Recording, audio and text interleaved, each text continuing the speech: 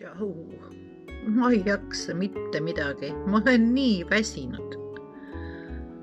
Isegi koertega ei jaksa jalutada. Ma ei tea. Trennis olen käinud, vitamiini võtsin terve talve. Nüüd alles jätsin ära. Kas see võib olla põhjus?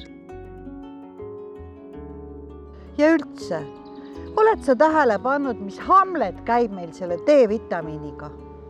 Võtta suvel D-vitamiini või mitte võtta? See on Eestimaal küsimus. R-tähega kuudel, R-täheta kuudel. Aga mina olen nagu polkovniku Lesk ja otsustasin selle välja uurida.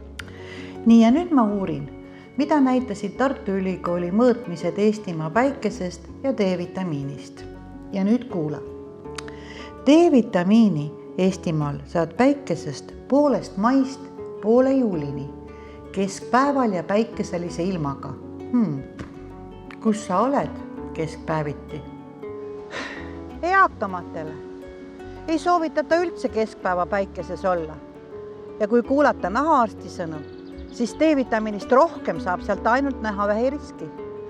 Kui sa 1 kuu jätad D-vitamiini vahele, siis langeb su D-vitamiini tase poole võrra. See, mu armsad, on mõõdetud tõde Eestimaa päikese ja D-vitamiini kohta. Kuna Eestimaal saab D-vitamiini päikesest nagu nõukaajal suitsuvorsti, hoian mina tulevikus punase purgi D-vitamiini ihuligi aasta läbi. Anna kommentaarides meile teada, kuidas oled harjunud sina D-vitamiini võtma.